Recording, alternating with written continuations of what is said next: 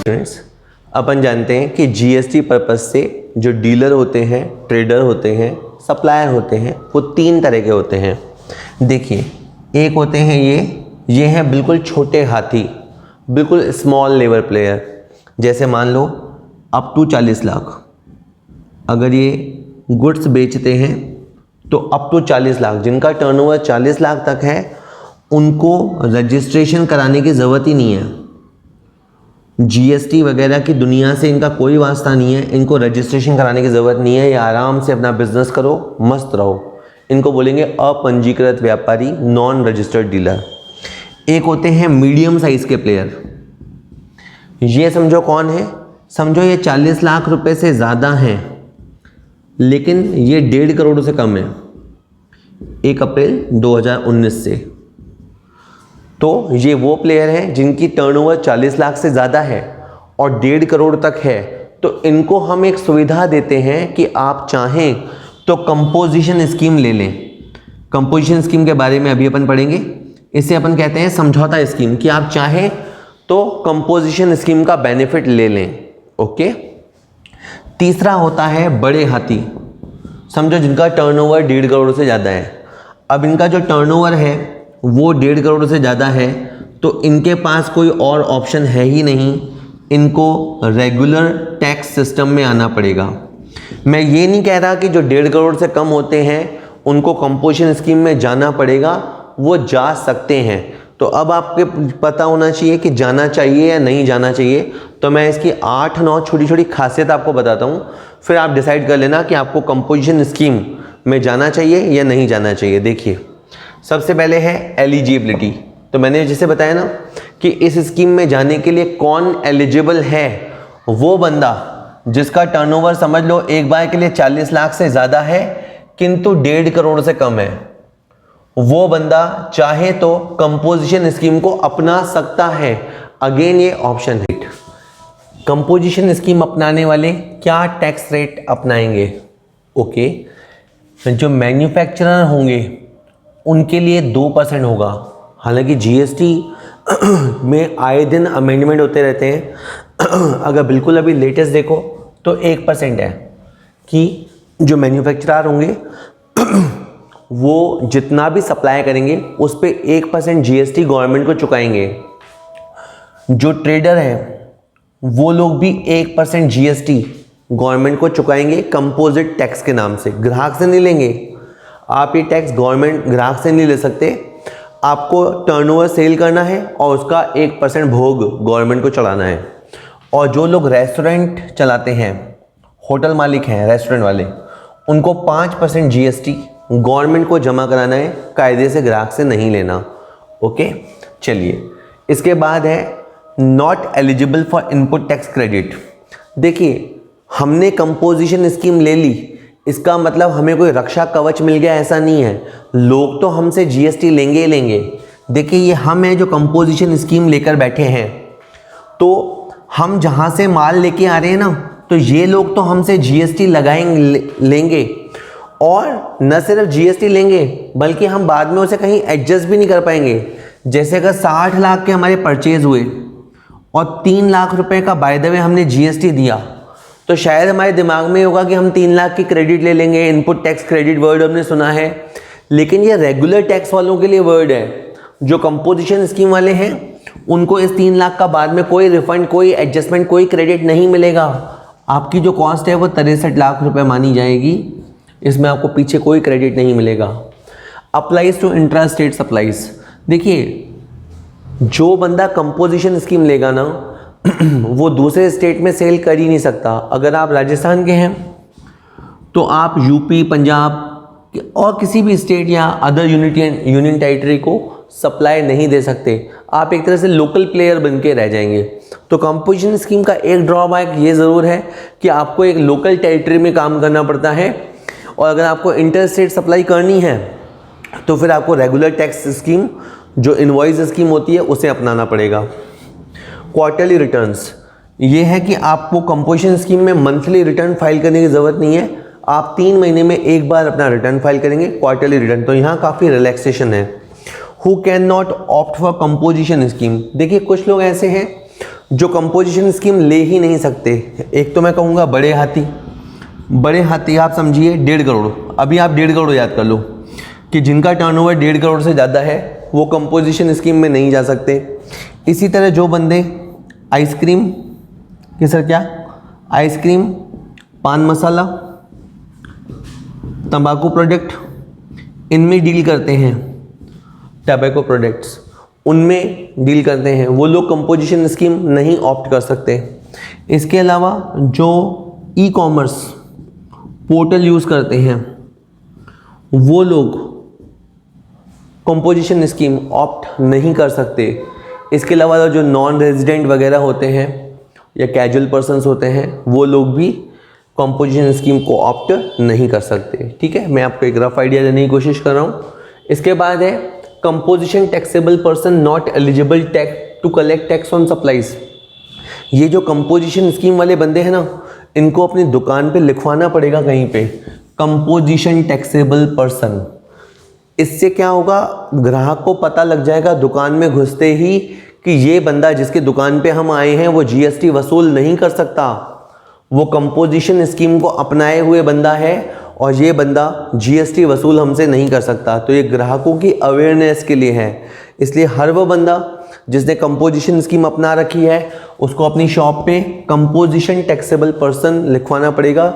इसके बाद वो जो बिल काटेगा उसमें पूरी वर्डिंग ये होगी, composition taxable person not eligible to collect tax on supply. यानी ग्राहक को जो बिल देगा, बिल ऑफ सप्लाई, उसमें साफ लिखा होगा कि मैं आपसे जीएसटी नहीं ले सकता, इसलिए मैं आपसे जीएसटी नहीं ले रहा, ऐसा उसको बोलना पड़ेगा। Can not make supply of non taxable goods such as alcohol. हम जानते हैं कि हमने पिछले वीडियो में एग्जेम्प्टेड सप्लाई पढ़ा। एग्जेम्प्टेड सप्लाई में हमने जीरो रेटेड सप्लाई पढ़ा, नोटिफाइड सप्लाईज पढ़ा। एक होता है नॉन टैक्सेबल गुड, जैसे अल्कोहल हुआ, पेट्रोल डीजल हुआ, ये लोग क्या है, ये चीज़ें क्या है, जीएसटी के दायरे से बाहर है। तो कंपोजिशन स्कीम वाला बंदा इनकी सप्लाई नहीं दे सकता। बाकी तेरे को जो चाहिए बेच, लेकिन तो नॉन टैक्सेबल गुड्स की सप्लाई नहीं दे सकता। तो कुछ रिस्ट्रिक्शंस हैं, कुछ रिलैक्सेशन है, तो कुछ पाबंदियां भी हैं। Not eligible for supply of goods through e commerce portal, ये बंदा ई कॉमर्स पोर्टल के थ्रू सेल नहीं कर सकता। तो हमने अभी क्या पढ़ा कि कंपोजिशन स्कीम पहली बात तो उनके लिए है जिनका टर्नओवर समझो 40 लाख को क्रॉस कर गया है और 1.5 करोड़ तक है। कुछ विशिष्ट राज्य हैं तो वहाँ 75 लाख तक का टर्नओवर है, यानी 1.5 करोड़ के अंदर अंदर टर्नओवर है। वो चाहें तो कंपोजिशन स्कीम ले सकते हैं, वैकल्पिक है। आप चाहें तो रेगुलर टैक्स स्कीम ले सकते हैं। अगर आपने इस स्कीम को ले लिया तो जल्दी से मैं फीचर्स कैप कर रहा हूँ। क्या क्या होगा कि आपकी जो टैक्स रेट होगी, ये टैक्स रेट आपको गवर्नमेंट को देना पड़ेगा 2%, 1% और 5%। हालांकि मैन्युफैक्चरर के लिए रेट बाद में सिमिलर कर दी गई है और 1% याद रख लो भले आप। आप जो टैक्स चुकाएंगे इसकी आपको क्रेडिट या जमा नहीं मिलेगी, बाद में कोई रिफंड या एडजस्टमेंट नहीं मिलेगा। इसलिए जो लगा है उसे आप अपनी कॉस्ट में जोड़ दीजिए। एक अकाउंटेंट होने के नाते आपकी समझ होनी चाहिए कि आपको 3 लाख के लिए इनपुट टैक्स क्रेडिट अलग से खोलना है या इसे कॉस्ट ऑफ परचेज मानना है। तो कंपोजिशन वाले बंदे के लिए इसे कॉस्ट ऑफ परचेज मानना है। आप दूसरे स्टेट में सप्लाई नहीं दे सकते, आपको क्वार्टरली रिटर्न फाइल करने होंगे। आप बड़े हाथी नहीं हो सकते, इस स्कीम में बड़े हाथी नहीं जा सकते। आइसक्रीम, पान मसाला, तंबाकू प्रोडक्ट वाले बंदे नहीं जा सकते। ई कॉमर्स ऑपरेटर नहीं जा सकते। आपको शॉप पे कुछ खास बातें लिखवानी होगी ग्राहक के अवेयरनेस के लिए कि आप जीएसटी नहीं कलेक्ट कर सकते, लेकिन गवर्नमेंट को आप टैक्स जमा करेंगे, लेकिन उसे जीएसटी नहीं कहेंगे, उसे कंपोजिशन टैक्स कहेंगे। इसके अलावा आप नॉन टैक्सेबल गुड सप्लाई नहीं कर सकते, ई कॉमर्स पोर्टल यूज़ नहीं कर सकते। तो ये कुछ खासियत है। अभी एक क्वेश्चन आएगा, उसमें आप हेड टू हेड कंपेयर करेंगे और उसमें नतीजा देखेंगे कि कंपोजिशन स्कीम बेटर रहती है या रेगुलर टैक्स स्कीम बेटर रहती है। चलिए,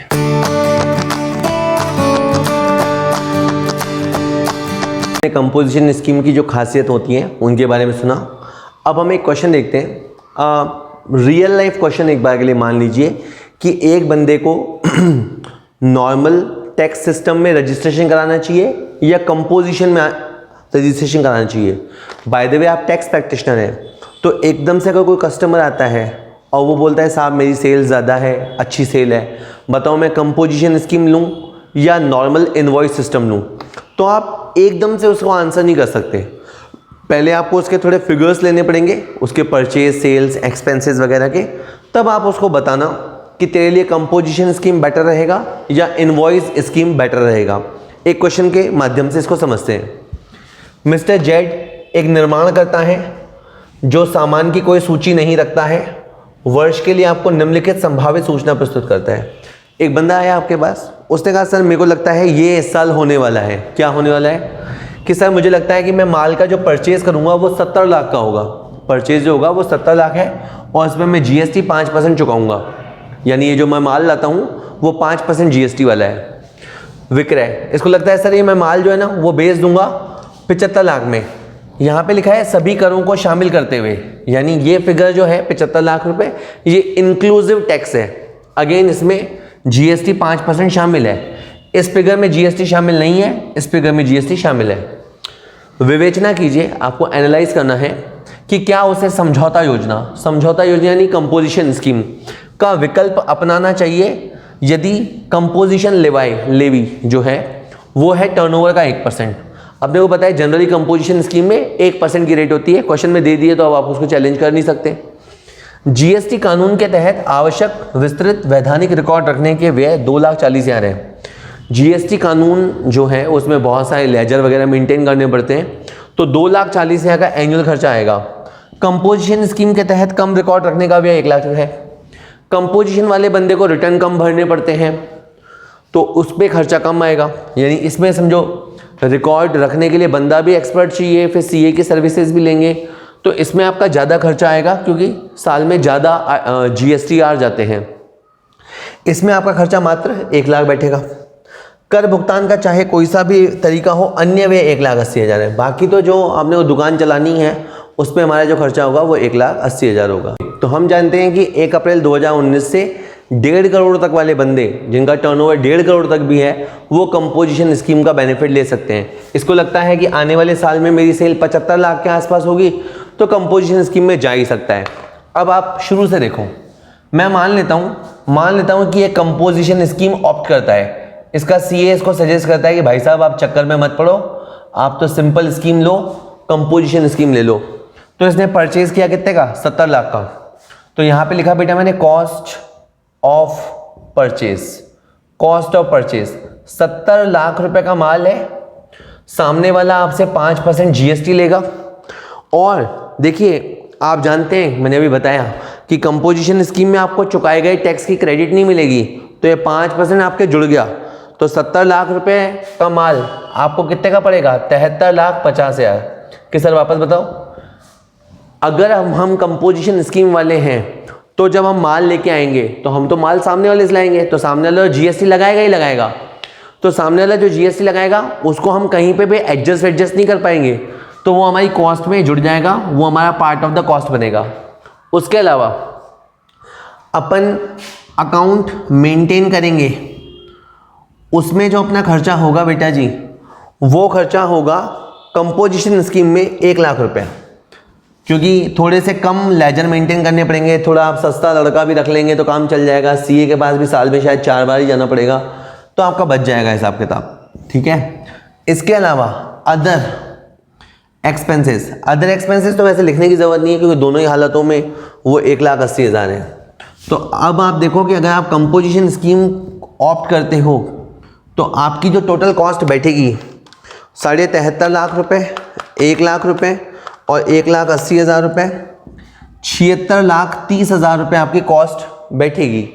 और अगर इसे अपन कंपेयर करें सेल से, ये सारा माल अपन बेचेंगे 75 लाख में, 75 लाख रुपए में क्या टैक्स मिलाते हुए 75 लाख रुपए। लेकिन आप सोचो 75 लाख हमारे हाथ में आएगा नहीं, हम ग्राहक से 75 लाख लेंगे ये बात ज़रूर है, लेकिन हमें इस पर 1% हमारी सेल का 1% गवर्नमेंट को देना पड़ेगा। कंपोजिशन स्कीम कहती है आप ज़्यादा लंबा चौड़ा हिसाब मत रखो, जितनी सेल करते हो उसका 1% हमें दे दो। 75 लाख का 1%, 75,000 तो हमें उनको देना पड़ेगा, तो 74,25,000 हमें बचेगा। 75 लाख की हम सेल करेंगे ये बात सच है, लेकिन हमारे को नेट कितना बचेगा? 74,25,000। और हमारी कॉस्ट कितनी है पीछे? 76,30,000। तो ये तो बर्बाद हो गए अपन। अपना 2,05,000 का नुकसान है। अगर हम कंपोजिशन स्कीम लेते हैं तो हमें 2,05,000 का नुकसान है। अब अगर हम अपना इनवॉइस सिस्टम लेते हैं, इनवॉइस सिस्टम क्या होता है कि आप कस्टमर आएगा तो आप बाकायदा बिल काटेंगे, बिल पे जीएसटी लिखा हुआ होगा, हम परचेज करेंगे तो जो जीएसटी चुकाएंगे उसकी क्रेडिट लेंगे। वापस से क्वेश्चन सॉल्व करते हैं। आपने जो 70 लाख का माल खरीदा ना, आप उस सामने वाले दुकानदार को 73.5 लाख दे के आए होंगे। 70 लाख का माल है और हम उस दुकानदार को 73.5 लाख दे के आएंगे, लेकिन 3.5 लाख हमारे यहाँ वापस आ जाएगा। आप ये जो 3.5 लाख ऊपर का दे के आएंगे ना, वो वापस आ जाएगा। तो आपके लिए माल की कॉस्ट बहुत ही कम है, आपके लिए माल की कॉस्ट 70 लाख ही है। तो यहाँ आपको ज़बरदस्त फ़ायदा हुआ। अब आपको ज़्यादा अकाउंट मेंटेन करने पड़ेंगे और आपका अकाउंट मेंटेन करने पे 2,40,000 का खर्चा होगा। इसके अलावा जो ऑफिस खर्चा होगा या शॉप एक्सपेंस होगा वो हर हाल में 1,80,000 होगा। ठीक है, तो आप देख लीजिए 70 लाख रुपया, 2,40,000 रुपया और 1,80,000 रुपया, 74,20,000 आपका जो कॉस्ट ऑफ गुड्स है वो कम हो जाएगा। तो जीएसटी के जो हिमायती होते हैं वो यही कहते हैं कि साहब आपकी कॉस्ट कम हो जाएगी, क्योंकि जो आपको टैक्स चुकाओगे उस टैक्स का तो बेनिफिट मिल जाएगा, तो आपकी कॉस्ट कम हो जाएगी। जरा देखते हैं इसकी सच्चाई। अब ये जो सेल्स मूल्य दे रखा है ये जीएसटी मिलाते हुए है। तो अब आप ये देखो, ये 75 लाख जो आप देख रहे हो ना अपनी स्क्रीन पे, वो अपने आप में 105 है। तो 105 इंटू 100 करो तो 75 लाख अपॉन 105 इंटू 100, 71,42,857 ये हमारे पास रहेगा। और बाकी का जो आप देख रहे हैं फिगर 75 लाख में से लेस कीजिए इसको, 3,57,143 ये गवर्नमेंट के खजाने में जाएगा। ठीक है, अब आप देखो, कहने को हमने 75 लाख की सेल की है, लेकिन इसमें हमारा पार्ट कितना है, हमें कितना मिलेगा बेटा, हमें 71,42,857 रुपये ही मिलेगा। ठीक है, तो 71,42,857, बाकी हमारा गवर्नमेंट से हिसाब चलेगा। गवर्नमेंट से हम बातें कर रहे होंगे कि हम आपको इतना जीएसटी दे चुके, इतना जीएसटी वगैरह वगैरह, वहाँ चलता रहेगा। लेकिन अभी के लिए समाचार ये है कि आपको नुकसान तो हो गया है इधर भी, और यहाँ नुकसान ज़्यादा है। 2,77,143 रुपये का नुकसान है। 2,77,143 का नुकसान है। इस नुकसान पे अपन एक और तरीके से भी पहुंच सकते हैं, लेकिन आप इस तरीके से ले लो, मैं बताता हूं वापस। आप देखो, पहले पॉइंट में अपन 73.5 लाख दे के आए, लेकिन हमने अपनी कॉस्ट केवल 70 लाख दिखाई, क्योंकि 3.5 लाख का हिसाब हम बाद में कर लेंगे। 70 लाख हमारी कॉस्ट है, बाकी जो कॉस्ट आई वो भी ले लिया, और सेल के फिगर में भी हमें उतना ही फिगर लेना है जितना रखने के हम हकदार हैं, बाकी का हिसाब तो हम गवर्नमेंट से करेंगे। तो यहाँ पे कॉस्ट से कंपेयर करने पे आपका नुकसान ज़्यादा आता है। इस बंदे को हमारे हिसाब से ये वाला स्कीम ऑप्ट करना चाहिए। हम कंपोजिशन स्कीम की हिमायत नहीं कर रहे हैं कि सबको कंपोजिशन स्कीम लेना चाहिए, लेकिन जिस तरह के फैक्ट्स एंड फिगर्स हैं उसके हिसाब से मिस्टर जेड के लिए अच्छा रहेगा कि वो कंपोजिशन स्कीम को ऑप्ट करें। चलिए।